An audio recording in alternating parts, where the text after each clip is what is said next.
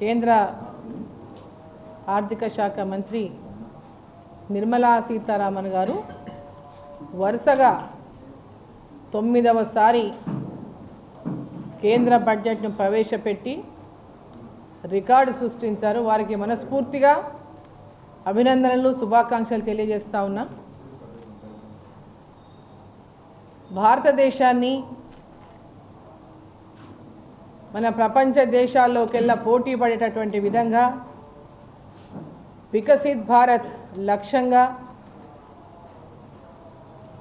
మన 2026-27 బడ్జెట్ని ప్రవేశపెట్టినటువంటి నిర్మలా సీతారామన్ గారికి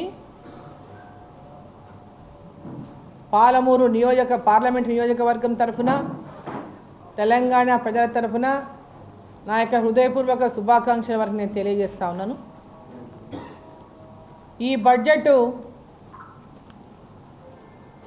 సబ్కా సాత్, సబ్కా వికాస్, సబ్కా విశ్వాస్,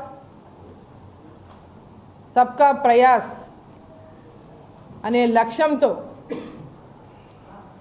ఒక అభివృద్ధి ఒక స్ఫూర్తిగా ఈ బడ్జెట్ని నిర్మలా సీతారామన్ గారు ప్రవేశపెట్టినటువంటి ఆ బడ్జెట్ యొక్క లక్ష్యము చాలా స్పష్టంగా మనకందరికి కూడా ఇవాళ అర్థమవుతా ఉంది. ఇది భారతదేశం యొక్క గ్రోత్ బడ్జెట్గా మనమందరం కూడా దీన్ని భావించవచ్చు అని చెప్పి ఈ సందర్భంగా తెలియజేస్తా ఉన్నా. ఇది అన్ని వర్గాల ప్రజలకు కూడా మేలు కలిగించే విధంగా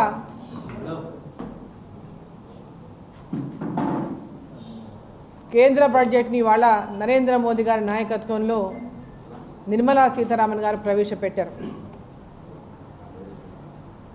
రైతులు, మహిళలు, యువత, దివ్యాంగులు ఇట్లా అన్ని వర్గాల వారికి కూడా లబ్ధి చేకూరేటటువంటి విధంగా ఈ బడ్జెట్ని కేంద్ర ప్రభుత్వం రూపొందించింది.